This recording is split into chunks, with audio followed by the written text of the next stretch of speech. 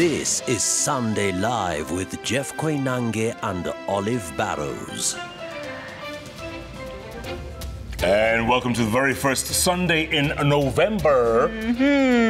Just 48 hours from a very crucial, what they call a consequential election. Yes, America decides. Yeah. Yes. On Tuesday, they go to the polls. That's right. Though I hear more than 60 million have voted already. 71 million have voted. Already. And we have a special guest tonight. He's former Principal Secretary for Foreign Affairs and International Cooperation. That is right. And former Ambassador. Yes, and he represented Kenya at the United Nations.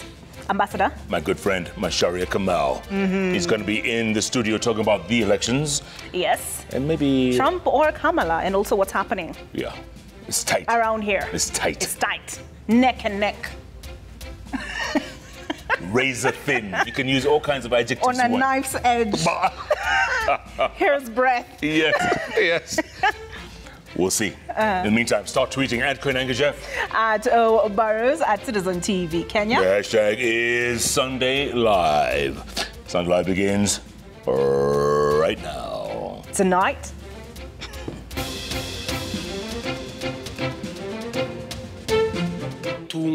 Tuunganishe taifa letu la Kenya. Tuhakikishe ya kwamba tunapeleka taifa letu la Kenya mbele. Time to move forward.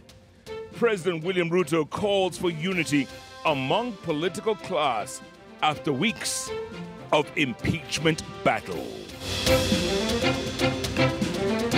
Trail of suspected killer. Hashim Dagane, the prime suspect in Eastleigh family killings, arrested in Nairobi's Starehe estate. Extending SGR to Malaba. China to finance extension of SGR from Naivasha to Kisumu and Malaba at the cost of 648 billion shillings. All set for KCSE examinations. Over 960,000 Form 4 candidates to sit for English and chemistry papers as KCSE examinations begin.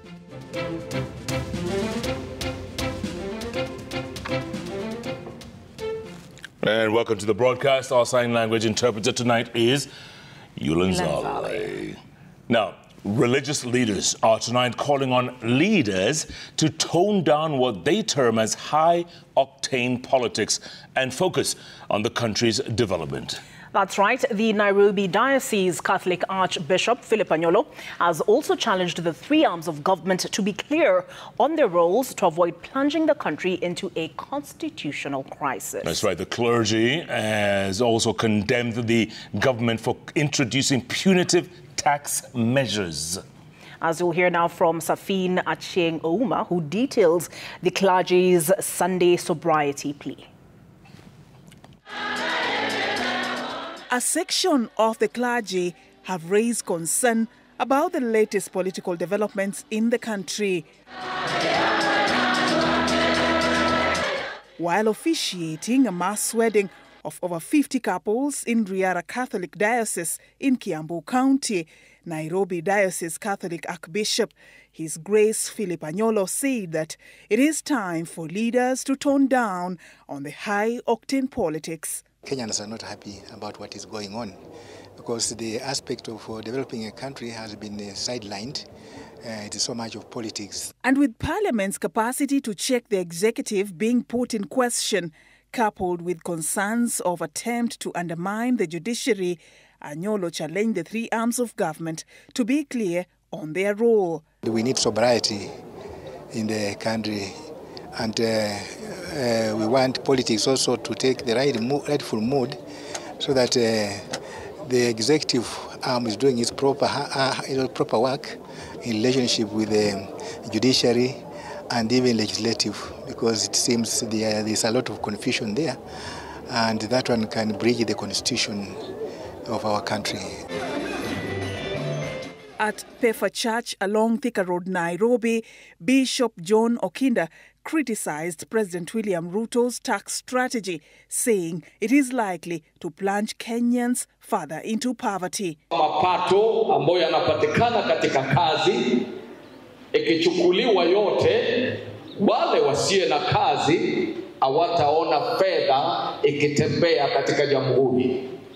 Hivyo basi tunauliza, kutokana na afisi yako na wataalamu wako, muangalie njia ambayo inaweza kuleta sehemu ya ushuru iwe ni sehemu ambayo Wanakenya wanaweza kuibeba kwa wakati huu. The religious leaders at the same time expressed concern over the hiccups in the transition from the National Hospital Insurance Fund to the Social Health Authority, urging the government to act swiftly in ensuring smooth access to quality healthcare. Safin Achieng Oma, Citizen TV. After weeks of political and legal battles over Gachagwa's impeachment, President William Ruto is now calling for cooling down of the country's political temperature. That's right. While acknowledging the political acrimony brought about by the impeachment exercise, Ruto called on the political class to shun divisive politics and instead unite the country. Speaking at the 70-year celebrations of the African Divine Church in Nairobi, President Ruto said it is now time to work and deliver services to Kenyans. That's right. As you'll hear from our very own Stephen Leto.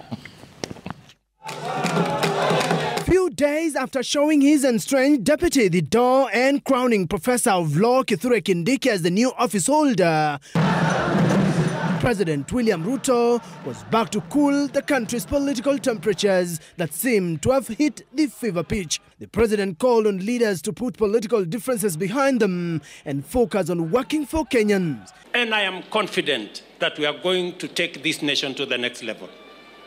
Kwa hivyo mimi nawauliza ndugu zangu viongozi, sisi tuliopata nafasi hii, sasa maneno ya siasa tuweke kando. Hiyo maneno ingine yote tumemalizana nayo. Sasa tuungane. President Ruto was accompanied by Prime Cabinet Secretary Musalia Mudavadi and Nairobi Governor Johnson Sakaja, also affirmed the role played by former ODM party leader Raila Odinga in stabilizing the country and forging a unity path through the broad-based government. Mheshimiwa Raila Odinga alikubaliana na mimi tuunganishe taifa letu la Kenya.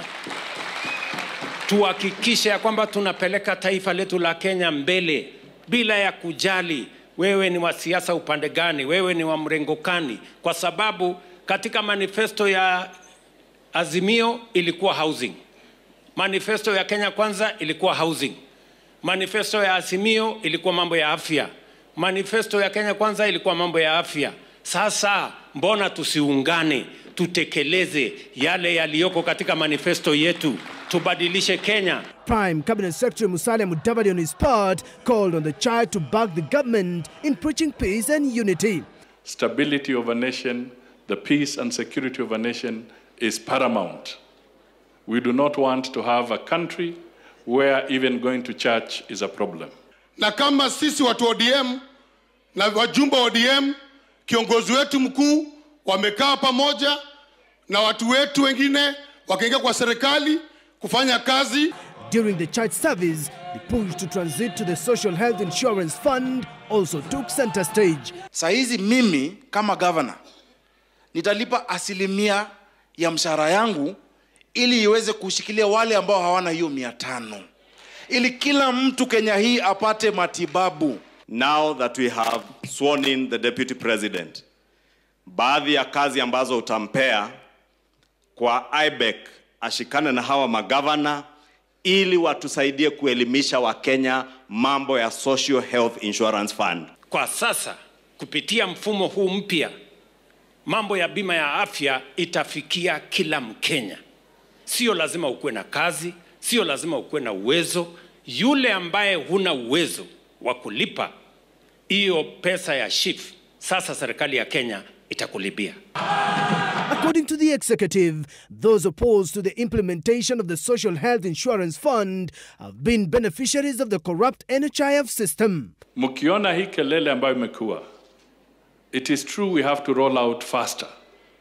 Lakini mukiona hii kelele, it is also because corruption is fighting back. President Ruto further told the congregation that the government has put in place budgetary allocations to have 20,000 teachers employed by January. Stephen Leto, Citizen TV, Nairobi. All right, still on taxation, and opposition leaders, led by Wiper leader Kalonzo Musyoka, are warning the Kenya Kwanza administration over its intent to reintroduce sections of the withdrawal of the 2024 finance bill that they claim will further burden Kenyans who are currently reeling under heavy taxation. We are feeling it too. The leaders who spoke in West Pokot County predicted that the reintroduction of parts of the rejected bill might plunge the country into protests, as was witnessed in June. You'll hear now from Kamau Mwangi, who reports the opposition chiefs further warned that the proposed extension of the presidential term limits risks dividing Kenyans further. The 12th anniversary celebrations of the Roho ya Mafuta Pole Africa Church in West Pokot provided a platform for the opposition to call out any attempts by government to reintroduce sections of the 2024 finance bill. Led by Wiper leader Kalonzo Musyoka and UP Kenya's Eugene Wamalwa, the leaders sought to remind the government of the happenings of the 6th and 7th months of this year when the country's Gen Z took to the streets to protest the tax measures. Tusidanganyane, kuna changamoto kubwa. Ikiwa serikali ya Ruto italeta tena amendment to Finance Act 2024 na ala kuongeza ushuru uendelee. Vijana jensi walikuja, wanakumbuka Eugene, tulikuwa kusema Zakayo amekatalia kwa mti na mti utakatwa. Vijana walikata branches. Na waomba waheshimiwa wabunge, sababu mambo haya Bwana Mbadi ako anayaleta bungeni. Sio mambo ambayo ninyi mnaenda kupiga kwa niaba ya Ruto ama kwa niaba ya Raila ama Kalonzo ama Wamalwa. Ni kwa niaba ya hawa wananchi wako hapa. The government has in recent days shown indications that some proposals in the 2024-2025 finance bill will be making a return in the 2025-2026 finance bill, including widening the tax bracket to bring into the tax net digital hauling companies and food delivery services. Tangu serikali ya bottom up ije, kile kitu wameongeza kutoka bottom kwenda up imekuwa ni ushuru. Mukipitisha hiyo finance bill ambayo inarudishwa, huo mzigo, the burden of taxation will get heavier on the people of this county and the people of this country. Kenya yote ambayo kuna mshahara analipwa, anachukua whatever a payslip, analipa utake usitake kitu inaitwa housing levy. Ushuru kila mahali. Inji ni inji ya ushuru. Naona safari hii Zakayo asiposhuka, naona mti utamolewa kutoka na mizizi yake. The leaders have also castigated attempts to extend the electoral term limits in the country in the bill that has been presented by Nandi Senator Samson Cherargei, warning that it could be the point that breaks the camel's back. Kamau Mwangi, Citizen TV. The construction of the standard gauge railway phase 2B and 2C from Naivasha to Malaba via Kisumu will commence in 2025 at a projected cost of 648 billion shillings. That's right. Transport Cabinet Secretary Davis Chirchir welcomed a delegation from China at the SGR Nairobi terminus for a tour ahead of the groundbreaking ceremony. Let's get more from our very own Seth Olale. The construction of the 475 kilometers extension of SGR from Naivasha to Malaba via Kisumu will take 4 years to complete after its commencement in 2025. Transport Cabinet Secretary Davis Chirchir and his education counterpart Julius Migosi received China's investment delegation led by the Secretary of the Central Commission for Discipline Inspection, Qin Li, at the SGR Nairobi terminus. The Chinese delegation held a closed-door preliminary project assessment meeting with top government officials ahead of the groundbreaking ceremony for the 648 billion shillings worth project. We are in top gears to ensure that we extend the line all the way to Kisumu, a distance of 362 kilometers through phase 2B, and then onwards to Malaba, a distance of 106 kilometers, thereby enabling us to connect with Uganda, DRC, South Sudan, and Rwanda. The multi-billion shillings SGR extension to Malaba being among key projects emanating from bilateral agreements between Kenya and China sealed during President William Ruto's tour of the Asian Republic in September. There are several other projects that the ministry is working bilaterally with the government of China in the roads, in the transport, in the education sector, and in the water and irrigation sector. The SGR extension to Malaba is part of the East African Railway Master Plan, meant to replace the existing meter gauge railways in Kenya, Uganda, Tanzania, and extending it to Rwanda and DRC. Seth Olale, Citizen TV. Now, switching gears here, and cases of killings continued to rise, with police in Kahawa West in Kasarani Sub-County investigating yet another case of femicide where a boyfriend is suspected to have murdered his girlfriend. The deceased 33-year-old Lillian Achieng Aluko was found dead at her boyfriend's house with injuries on her face and a stab wound at the back. Police have launched a manhunt for the suspect. Now, as our very own Citizen TV's Ben Kirui reports, President William Ruto has, for the second time this week, sounded a warning to those behind the heinous acts and told investigating agencies to bring the perpetrators behind the killings to book. Take a listen. In Nairobi's Kahawa West area, another family is in mourning after the brutal murder of their loved one. 33-year-old Lillian Achieng Aluko was reportedly killed on Friday. The boyfriend, who is on the run, is the main suspect. Hapa, kwa this blue gate, ndio niliitiwa na polisi. So nilipofika hapa, wakaniambia, wametuita kwa sababu hapa ndani kuna mwili ya msichana ambaye ni mtoto wetu. Lillian had informed her family she would be spending the night at her boyfriend's home just a day earlier. Unbeknown to them, that will be the last time they would see her alive. Alitoka hapa kwa nyumba around 11 am. Akiniambia anaenda kwa rafiki yake George Mutegi kule Jua Kali. Sasa hakurudi. Ilipofika Friday around some minutes to 9, nikapata simu kutoka kwa unknown number. When we got the fateful call, it was distressing. It is not something I would wish on anyone.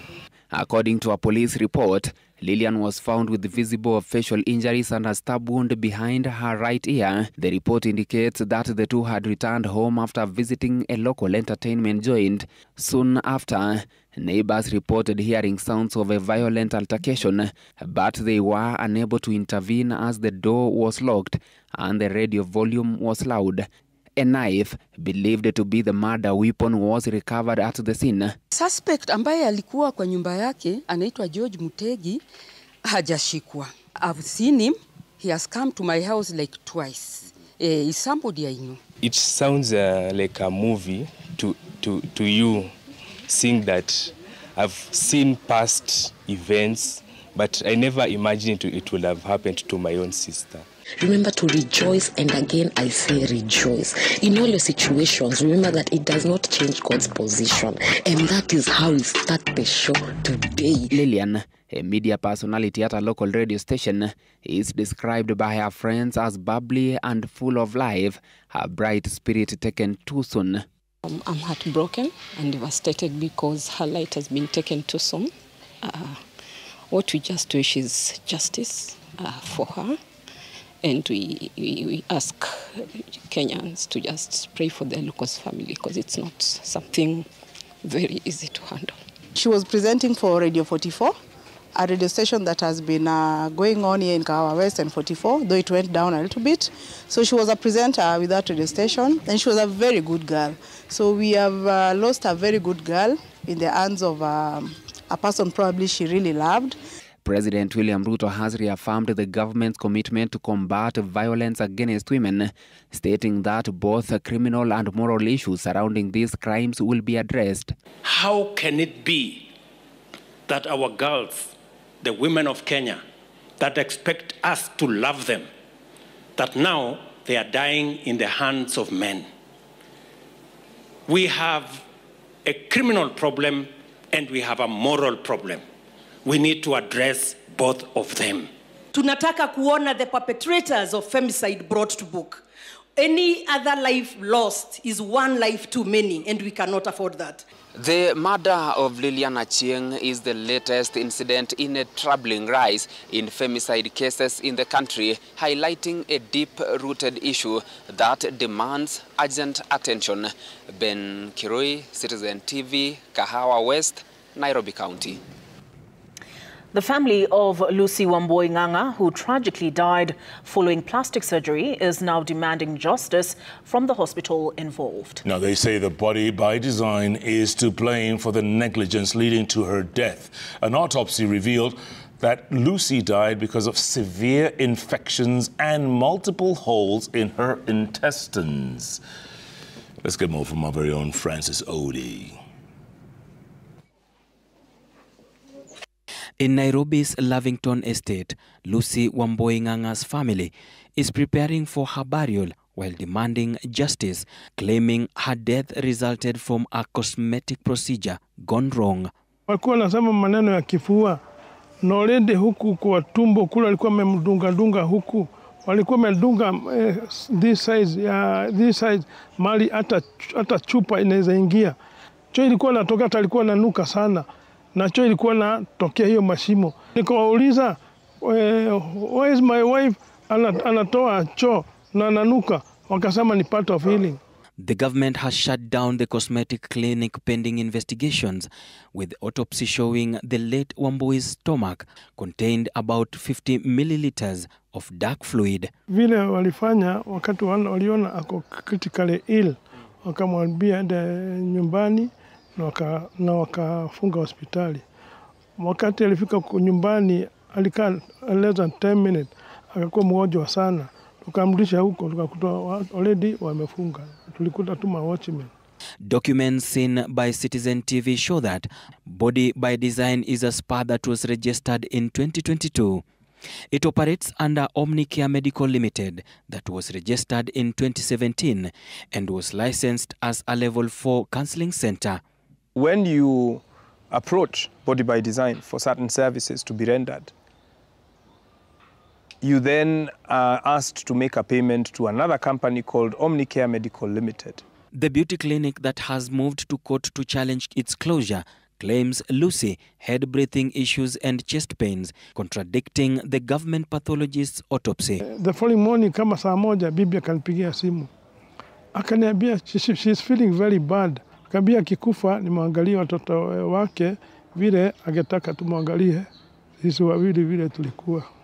Ode Francis, Citizen TV, Nairobi. Very sad story, huh? Tragic. Let's switch gears once again and more tragic stories. Hashim Dagane Mohammed, the main murder suspect into the mysterious killing of 3 women in Eastleigh, has been arrested. The suspect, who was being trailed by Criminal Research and Investigations Bureau, was cornered at a hideout within Nairobi's Kamkunji. As we'll hear now from Franklin Wala, the suspect, who is currently being grilled at the DCI headquarters, is expected to be presented in court on Monday. Hashim Dagane Mohammed has been in hiding for the last 12 days after he was linked to the horrific murder of 3 women in Nairobi's Eastleigh. Saturday, the suspect was captured by CCTV cameras while within a building in Eastleigh. Detectives from the Criminal Research and Investigations Bureau at the DCI headquarters and Nairobi area, who were on his trail, were notified. An intense manhunt for the suspect was launched as detectives zeroed in on him, monitoring his movements through forensic trail. The suspect playing hide and seek for the better part of Saturday as he avoided several traps set by the police. He attempted using several phone numbers to conceal his movement. Sunday, the suspect was cornered while at a hideout within Kamkunji. He was taken in for a brief grilling session at Kamkunji police station before being taken to the DCI headquarters, where he was grilled by homicide detectives. Thank you for Allah. Make it as easy. The guy brutally killed for our children. The government has captured. Now we are in front of the DCI. He's the guy, the murder is inside. We are really happy. We are saying thank you for all the Kenyan and the Kenya government, and all the people are convicted how to catch this guy. And I say thank you for Allah. Thank you very much, all of you. Detectives say the suspect had several fake documents, among them a Kenyan ID. Has also been established. Hashim served as a regional police officer in a neighboring country before deserting the service and escaping to Kenya. Investigators are also probing claims the suspect was once jailed for a murder case of a family member. In Kenya, he worked as a driver in several schools within Eastleigh.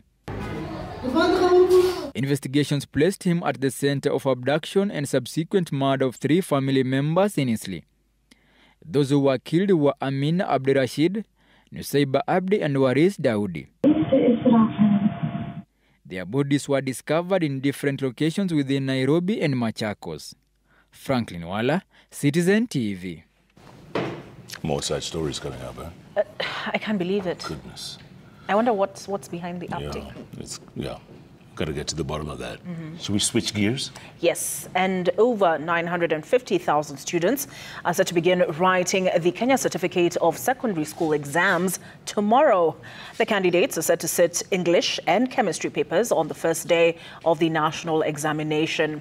Education Cabinet Secretary Julius Migos assured the country of a smooth exercise and wished the candidates all the best in their exams. That's right. Now, the examinations will be conducted under new rules, where supervisors will be required to rotate the centers on a weekly basis. The examination containers will be opened across the country at 7 a.m. under strict supervision to check against early exposure of the exam papers.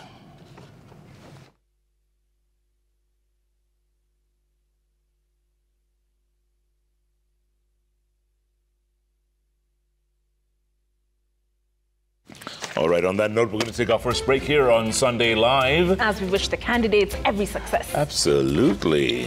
Remind you, next block, we are going to be interviewing the former Principal Secretary for Foreign Affairs and International Cooperation, also Ambassador at Large. He was Ambassador for many years. I knew him when I was living in New York 40 years ago. Wow. Imagine. That's a long time. That's a long time. I knew him. So before I was born. Ambassador Macharia Kamau will be in the house talking about the U.S. elections, which is in 48 hours' time. It's a razor thin. What was the adjectives? Yeah. The adjectives you were using? Yeah. I say razor thin. You said? Hair's breadth. I said most consequential election in U.S. history. Some are calling it an existential election. Whoa. Ambassador Macharia Kamau will tell us more about that. We'll take a break. In the meantime, keep tweeting at Koinange Jeff. At O'Burrows at Citizen TV Kenya. The hashtag is Sunday Live. Sunday Live takes a break. We'll be back in the meantime. Coming up.